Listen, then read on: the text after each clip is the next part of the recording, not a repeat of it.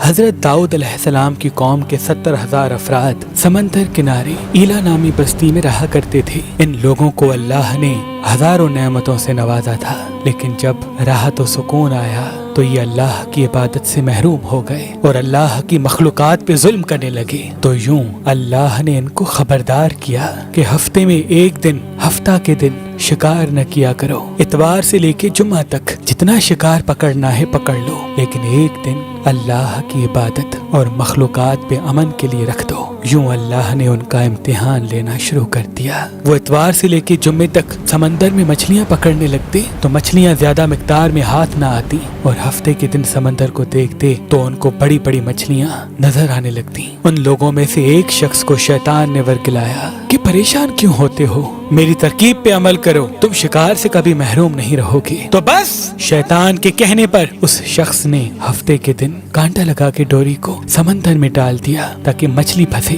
اور شیطان نے کہا اس مچھلی کو تم اتوار کے دن نکالنا، اور یوں ہفتے کی حرمت بھی باقی رہے گی اور تمہارا شکار بھی ہو جائے گا۔ بس شیطان کی بتائی ہوئی ترکیب پہ ہفتے کے دن مچھلی پھنسی رہی اور وہ اتوار کے دن نکالتا اور خوشی سے کھاتا۔ جب آس پاس کے لوگوں نے پوچھا تو ان کو بھی یہ ترکیب بتانے لگا، اور یوں اس قوم کے کچھ لوگ ہفتے کے دن مچھلی پکڑنے کے لیے جال پھینکتے اور اتوار کے دن نکالتے، اور کچھ نے تو اس سمندر میں سے نالیاں بنا کے چھوٹے چھوٹے تالاب بنا دیے، کھڈے بنا دیے، تاکہ ہفتے کے دن جیسے ہی مچھلیاں یہاں سے گزریں تو ان تالاب میں پھنس جائیں اور ہم اتوار کو ان مچھلیوں کو نکال کے پکا کے کھائیں گے۔ اس گاؤں میں کچھ اللہ کے خاص بندے بھی موجود تھے جو کہنے لگے، اے لوگو، اللہ نے ہفتے کے دن شکار کرنے سے منع کی ہے، یہ جو تم جال پھینکتے ہو یا چھوٹے چھوٹے تالاب بناتے ہو، ان میں ہفتے کے دن اگر مچھلی پھنستی ہے تو یہ شکار ہفتے کے دن کا ہوگا۔ اللہ کے عذاب سے ڈرو، اللہ کی نافرمانی نہ کرو۔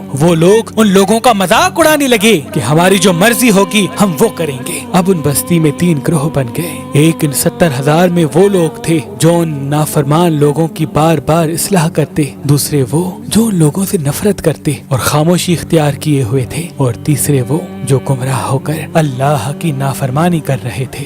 تو یوں نیک بندوں نے اس بستی کے بیچ میں سے دیوار کو کھڑا کر دیا اور یہ حکم نافذ کیا کہ اللہ کی نافرمانی کرنے والے اس طرف ہو جائیں اور ہم جو اللہ کے فرما بردار ہیں وہ اس طرف رہیں گے۔ وہ صالح لوگ بار بار ان سے کہتے رہے، اے لوگو، اللہ سے ڈرو، قوم سمود، قوم لوط کا جو حشر ہوا اس کو یاد کرو، اللہ کی نافرمانی نہ کرو ورنہ تم پہ بھی کوئی عذاب آئے گا۔ وہ سارے نافرمان جن کی تعداد تقریباً 12,000 تھی، سب ہنستے رہے کہ یہ تو سب کتابی باتیں ہیں، ہم پہ کوئی عذاب نہیں آئے گا۔ بس جیسے ہی وہ گروہ 2 حصوں میں تقسیم ہو گیا، ایک وہ جو اللہ کے فرما بردار بندے دیوار کے اس طرف تھے، اور دوسرے وہ جو نافرمان بندے جو دیوار کے اس طرف تھے۔ وہ نافرمان پوری رات ہنستے رہے، مذاق اڑاتے رہے، اور وہ اللہ کے خاص بندے دیوار کے اس طرف اللہ سے معافی مانگنے لگے۔ بس جیسے ہی صبح ہوئی، وہ نیک صالح انسان اٹھے،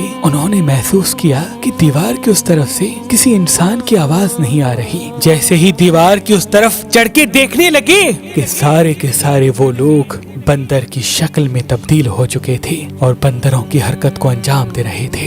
وہ جو صالح لوگ دیوار سے ان بندروں کو دیکھنے لگے، ان صالح لوگوں میں سے جو ان کے رشتہ دار تھے، انہوں نے ان بندروں کے کپڑوں سے اپنے اپنے رشتہ داروں کو پہچانا اور چیخ کے رونے لگے، اللہ سے معافی مانگنے لگے۔ لیکن اللہ کا عذاب جب آتا ہے تو وہ ہو کے رہتا ہے۔ وہ 12,000 لوگ جو بندر بن چکے تھے کچھ بھی کھا پی نہیں سک رہے تھے، اور یوں 3 دن بعد وہ اس عذاب میں آ کر فنار ہو گئے۔ بے شک اللہ ان بندوں کو پسند نہیں کرتا جو اللہ کی نافرمانی کرتے ہیں۔ اے اللہ، ہم سب کو اپنا فرما بردار بندہ بنا، ہم کو ویسا بنا جیسا تو ہمیں دیکھنا چاہتا ہے۔ آمین ثم آمین۔